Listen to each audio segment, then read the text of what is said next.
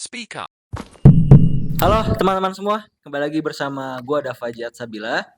Kembali lagi di segmen Speak Up, program spesial dari YouTube Dava Jihad Sabila. Nah kali ini gua bakal ngobrol-ngobrol nih, kembali lagi di edisi Keliling Prodi.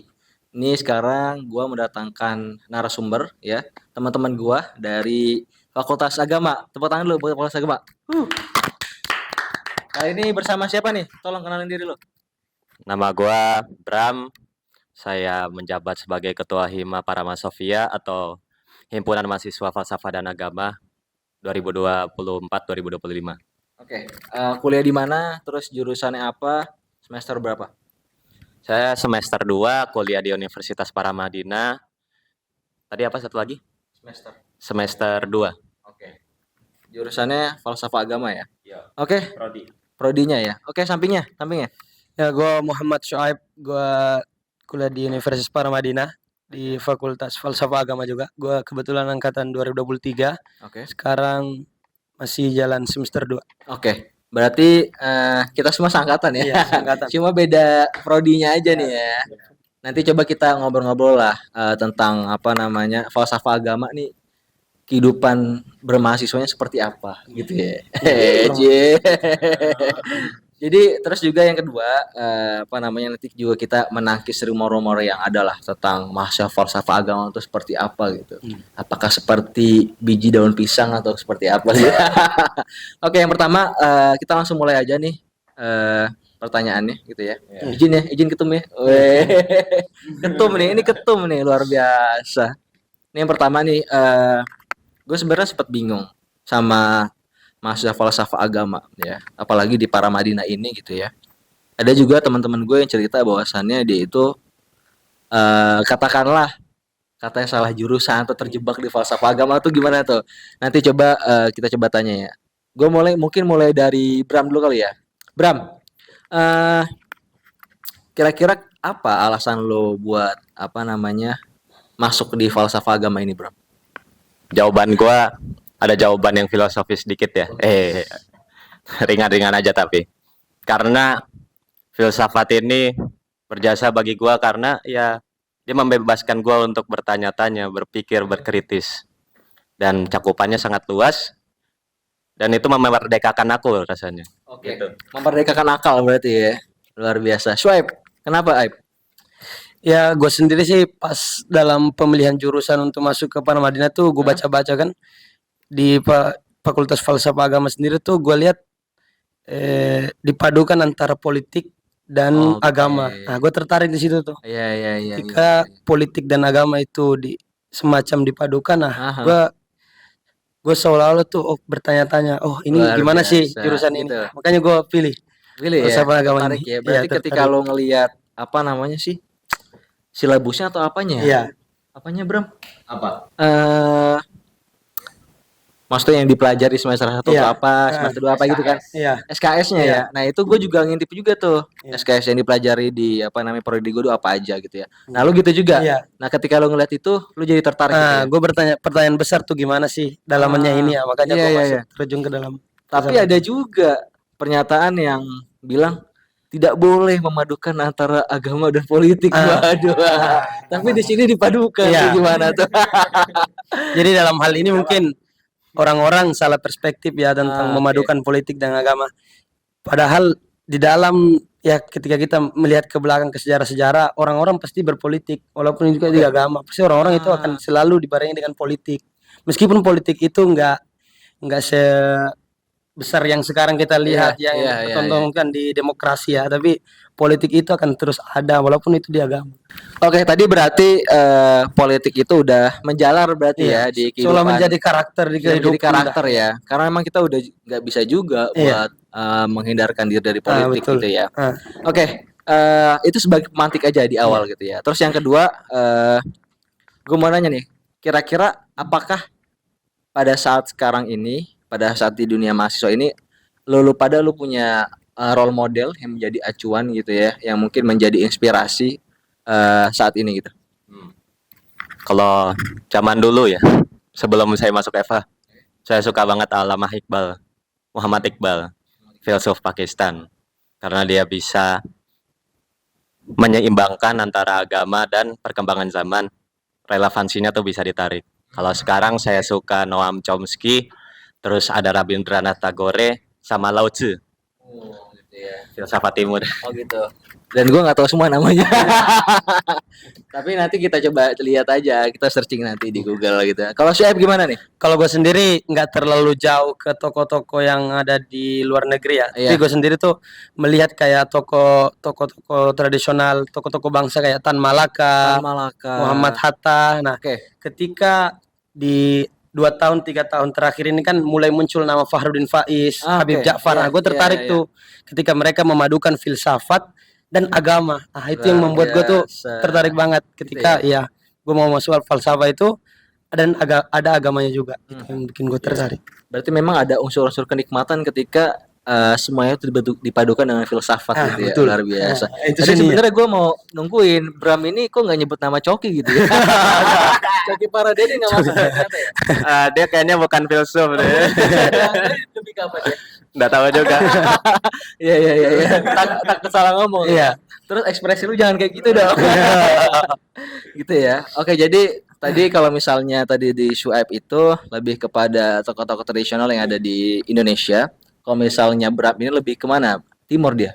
Timur sama barat. Timur sama barat gitu ya. Oke, tadi kalau misal dari role model ya. Ini juga ini kan menjadi acuan apa namanya role model itu menjadi acuan gitu ya.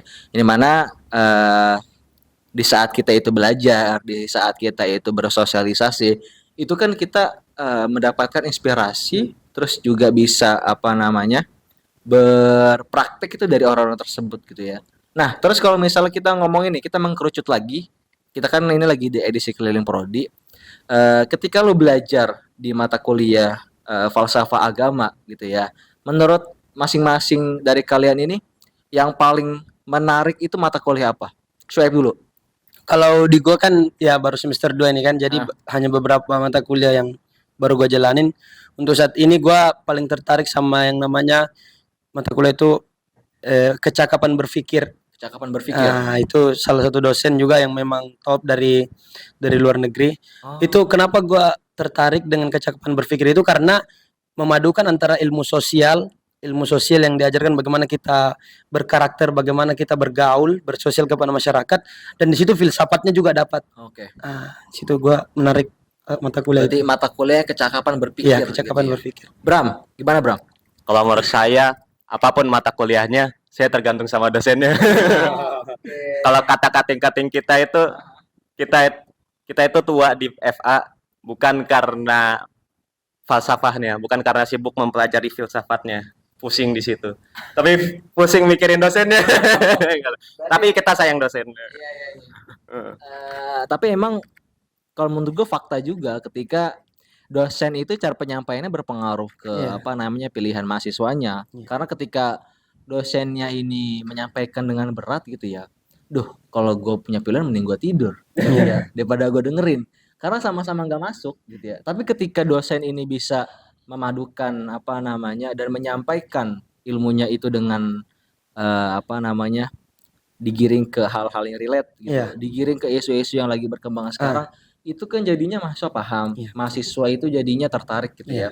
Ini sedikit kritik untuk dosen-dosen kita. Berani sekali gitu ya. Oke, tadi mungkin dari mata kuliah dan lu udah notice tadi tergantung dosennya gitu ya. Menurut lu sekarang dosen favorit? Wah, ini bukan sebenarnya dosen dari FA juga ya. Tapi separuh dari FA deh. Saya suka sekali Pak Subhi Ibrahim kalau dari kami. Pak Subhi Ibrahim. Itu kalau dari FA. Saya lupa, cuman nanti akan ketemu di semester-semester berikutnya juga. Itu tasawuf mungkin kalau nggak salah.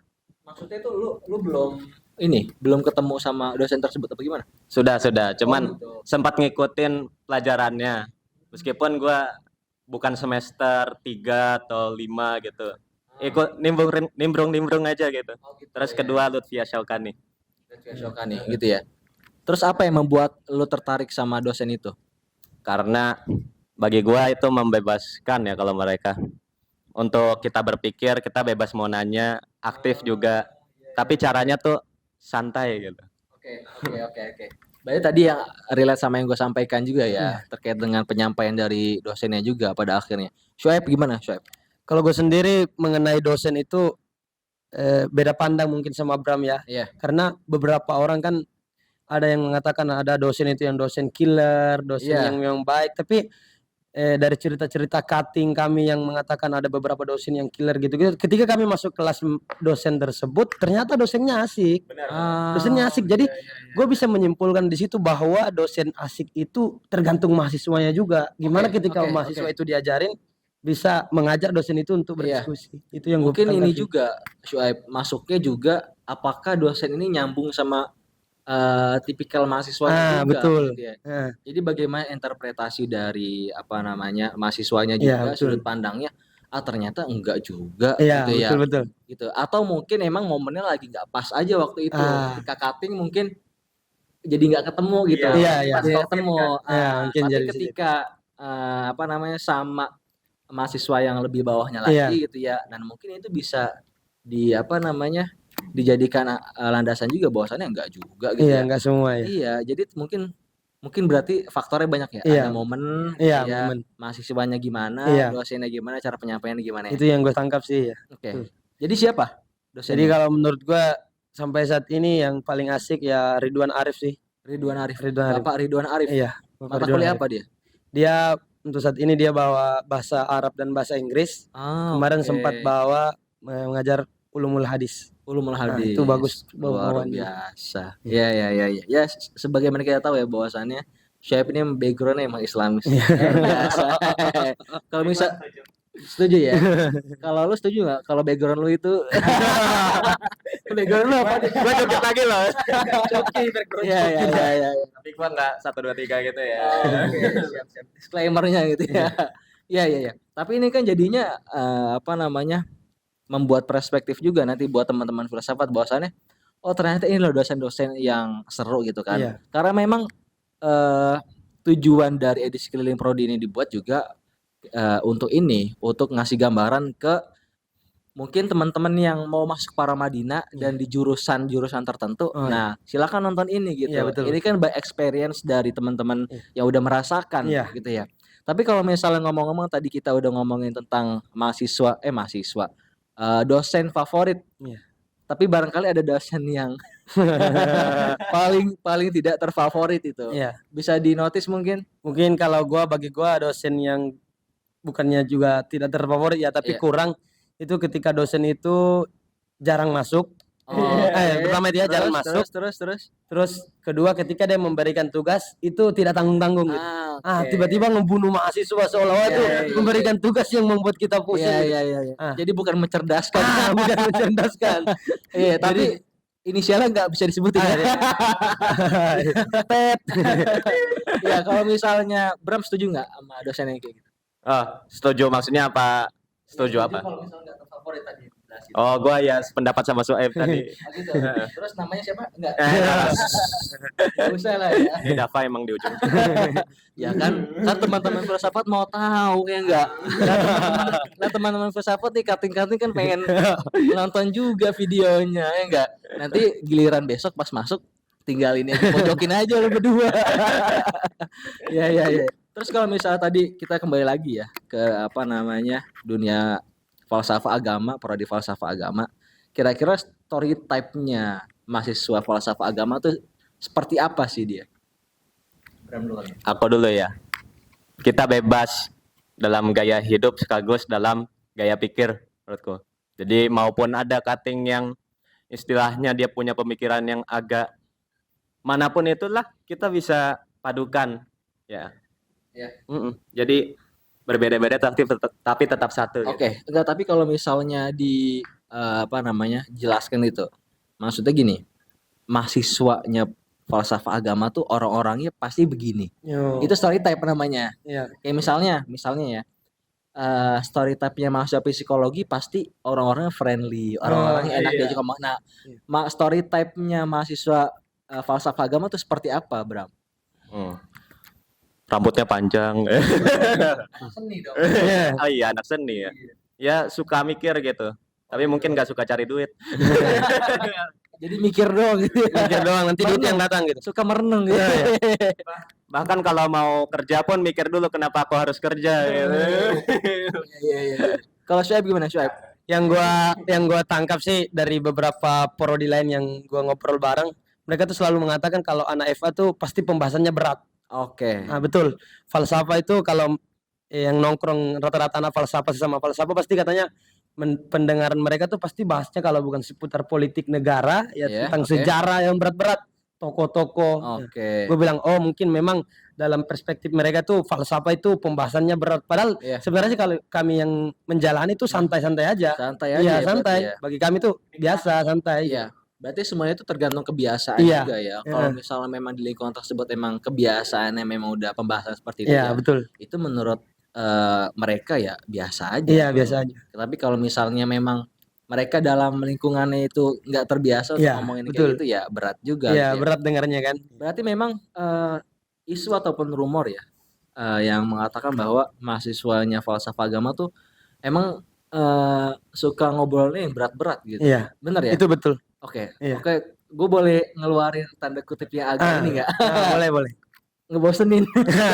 Ah, Maksudnya pembahasannya itu ya Iya. hal yang seperti itu. Iya. Bener nggak kalau menurut lo? Kalau menurut gua, kalau kita sesama anak FA ya, Ah, kalau pembahasan kayak gitu udah larut, itu jadi asik menurut gua. Tapi hmm. ketika pembahasan kayak gitu kita padukan dengan prodi-prodi lain, kita mau Iya, mencoba iya, untuk iya. mengangkat pembahasan itu pasti jadi ngebosenin.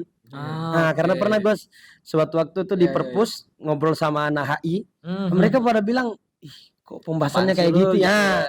Padahal Iya, mereka iya. sendiri bahas tentang outfit lah, tentang sepak bola, tentang Mhm. yang rumor-rumor yang lagi keangkat di selebriti. Gue bilang, pembahasan kayak gini tuh nggak masuk untuk FA. Oke. Nah, Iya, ya iya, iya, makanya, iya. makanya mereka tuh perspektif mereka tuh berbeda dengan kami gitu. Iya, iya, iya, Iya. iya. Ya berarti kembali lagi tadi ya, tergantung kebiasaan Iya, juga betul. gitu ya. Iya. Oke, terus gue mau bertanya nih ke apa namanya Bram sama Syuaib ya. Gue hampir Iya. lupa.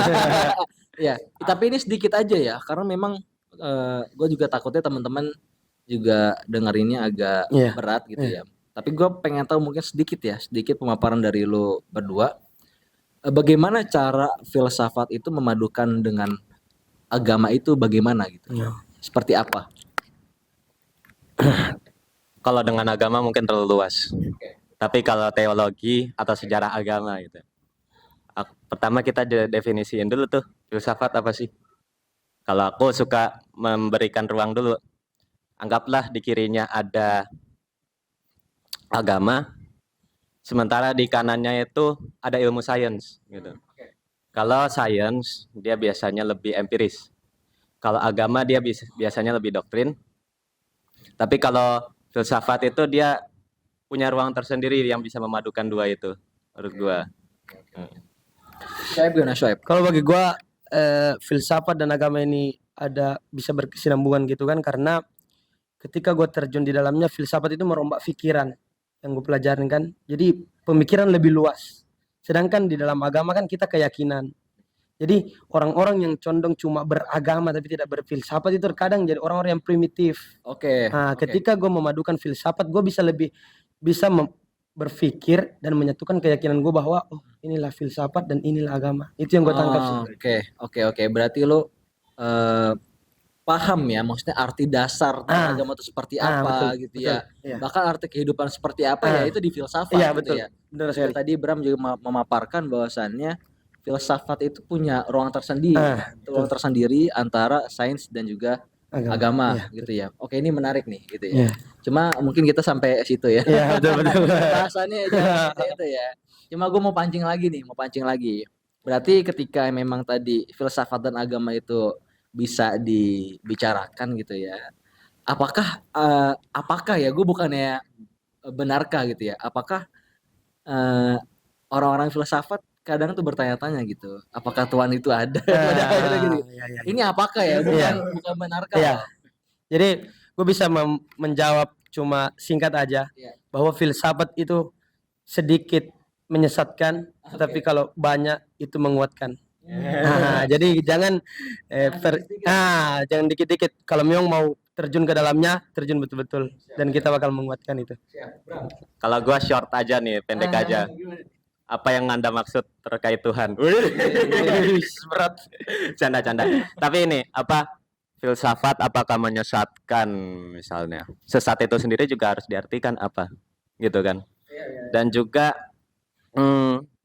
memang pasti akan mendapatkan dera-deru, guncangan hati, guncangan iman. Tidak apa-apa. Tapi yang jelas kalau kata masyarakat dominan itu bilangnya hati-hati sama filsafat, kamu harus perkuat iman. Kataku salah. Perkuat mental, bukan iman. Gitu ya. Ya. Cuma kalau lemah iman juga ini juga. Maksudnya gini, apa? Iman itu ada di dalam mental juga. Oke, Gitu. siap. Tapi yang gua tanya tadi bukan itu sebenarnya, Bram. Yang gua tanya tuh apakah benar maksudnya orang-orang mahasiswa filsafat tuh bertanya-tanya gitu, apakah Tuhan itu ada gitu. Benar nggak sih? Ya. Benar bertanya-tanya seperti itu. Kalau jawaban bohongnya salah, kalau jawaban benernya iya. Berarti memang ada pikiran-pikiran seperti itu juga ya. Iya. Bahkan diwajibkan itu untuk menguatkan aja, Oke, biar kayak challenging. Gitu. berarti lebih ke arah menguatkan ya, Iya. bukan mengarah ke meragukan. Iya. Iya, betul. Oke, kita cukup sampai situ. Iya. Ya cukup ya. Kita lanjut ke pertanyaan selanjutnya nih. Kita versi ininya aja, originalnya aja, santai-santai aja ya enggak. Sorry. Tadi kita udah mungkin sedikit memancing ya terkait dengan pemikiran dari filsafat seperti apa gitu ya. Nah, terus kalau misalnya kita ngomongin lagi tentang lingkup prodi falsafah agama nih, kira-kira untuk teman-teman yang mau masuk ke falsafah agama Paramadina, itu apa yang lu mau sampaikan gitu? Apakah ada pertimbangan yang harus mereka pikirkan sebelum masuk falsafah agama gitu? Mau aku duluan atau Iya. kau? Oh, pertimbangan masuk filsafat. Iya. Apapun jurusannya, seluruh bidang keilmuan itu pasti mendekati dengan filsafat gitu.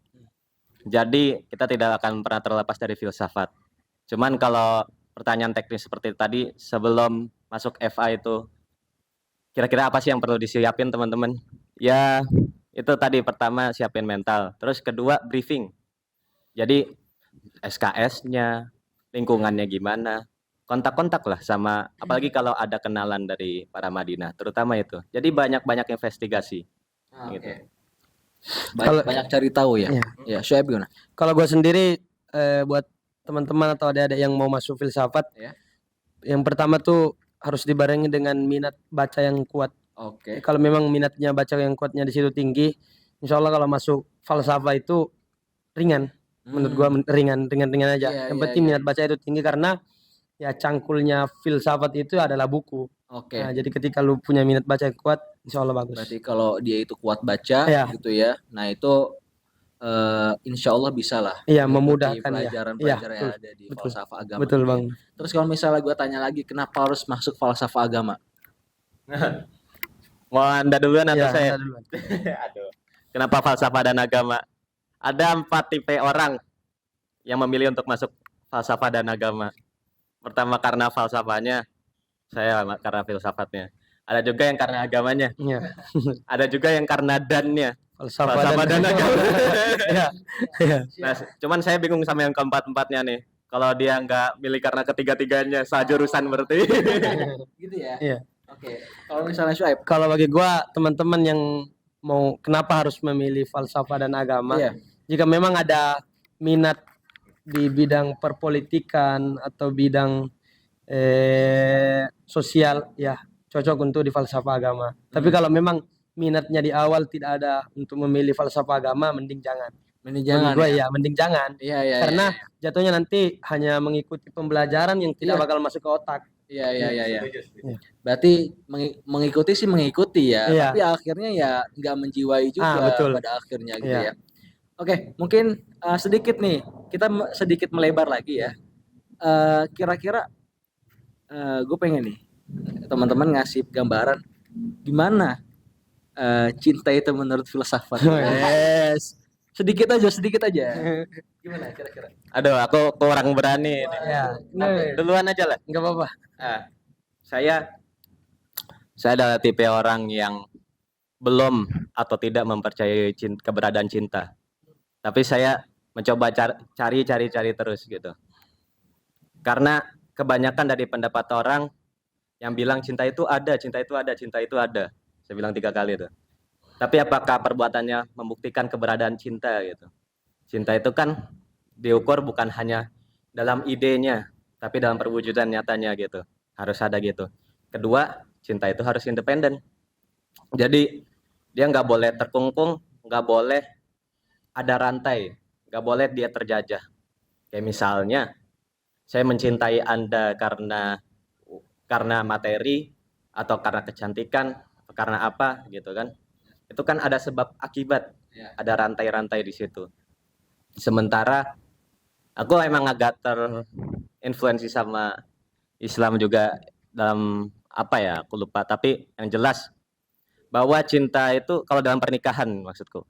Kalau dalam pernikahan itu ya nikah itu tujuannya untuk ibadah kan. Nah, bagiku juga cinta itu untuk ibadah. Itu. Jadi ya apa aku agak ngekritik sama orang yang melakukan cinta tapi hanya memilih cinta yang bersih-bersih saja gitu. Dia nggak mau membersihkan tempat yang kotor. Kayak quotes-nya Habib Ja'far. Bukan quotes sih, tapi alegorinya. Di mana dia nggak suka sama orang-orang, bukan nggak suka ya, tapi lebih dominan milih orang yang membersihkan tempat yang kotor, bukan tempat yang bersih, bukan yang hanya main di masjid, tapi kayak Hana Nataki itu, mainnya sama geng-geng motor gitu kan mengisau. Itu cinta juga begitu. Cinta yang saya maksud bukan cuma pacaran gitu-gitu ya. Tapi ada persahabatan dan lain-lain. Luar biasa, luar biasa. Kalau bagi gua di filsafat itu mengajarkan kalau dalam teori cinta itu kesetiaan. Kesetiaan. Iya. Kenapa gua mengatakan dari tokoh-tokoh yang kita kenal seperti Tan Malaka yang dia rela tidak menikah, Iya, iya. Muhammad Hatta yang rela menunggu anak mantan pacarnya untuk dia nikahi karena saking sayangnya sama pacarnya. Kita lihat melihat sebagai Rocky Gerung yang Wes, mungkin sampai saat ini. sampai saat ini dia belum membeli pujaan hatinya kan. Iya. Mungkin dia masa lalu dia punya pengalaman yang kelam. Jadi gue melihat bahwa di kacamata filsafat itu ada kesetiaan. Itu yang gue luar biasa. Saya punya 2 referensi terkait filsafat cinta ya. Wes. Yang pertama nonton aja ngaji filsafat Jalaluddin Rumi tentang cinta. Terus kedua Erich Fromm nulis buku The Art of Love. Meskipun itu emang lebih psikologi, cuman ada filsafatnya. Gitu. Oke. Ini luar biasa nih ketika filsafatnya membahas tentang cinta ya. Tadi kesetiaan, terus juga berani bermain kotor gitu. Bagaimana sih, Bram? Bukan gitu. Gimana sih?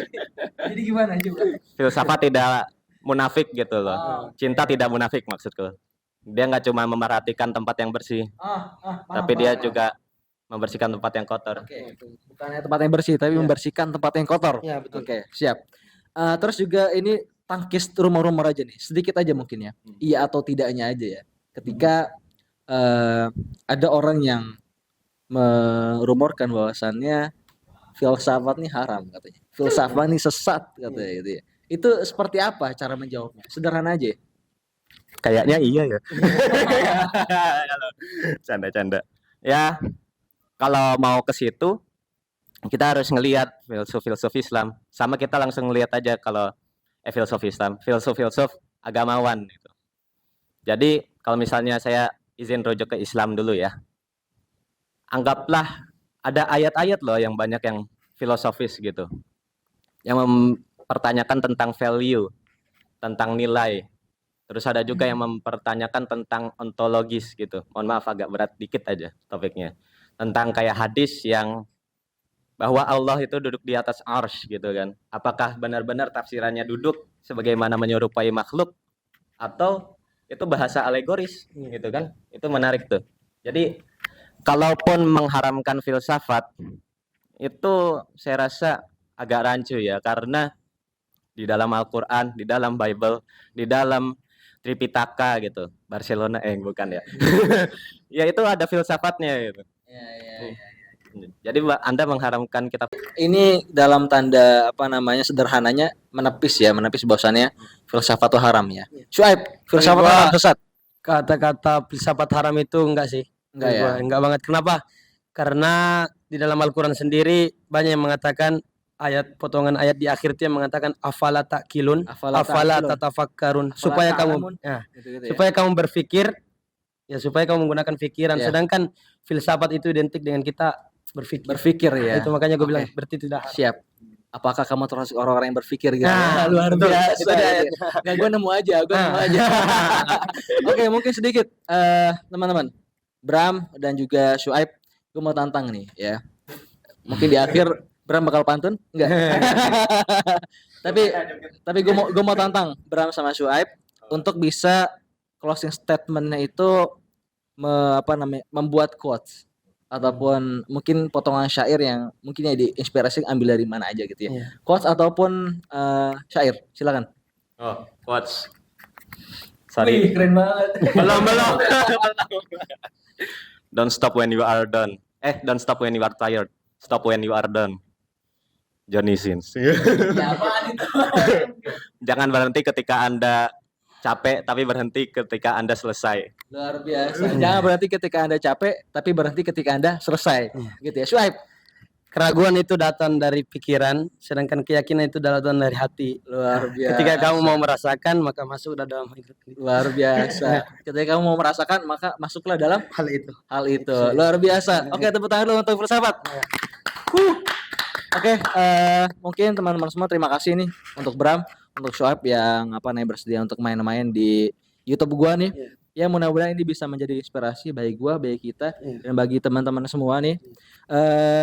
Kalau misalnya teman-teman semua suka dengan video ini, jangan lupa untuk like, comment, and share, dan jangan lupa untuk subscribe. Terima kasih teman-teman semua untuk bisa menyimak sampai selesai, dan jangan lupa teman-teman semua untuk follow juga media sosial kita yaitu @komunikado.id. Mungkin segitu dulu teman-teman semua pembahasan kali ini bersama gue Fajat Sabila, Muhammad Syuaib. see you, dadah. Speak up.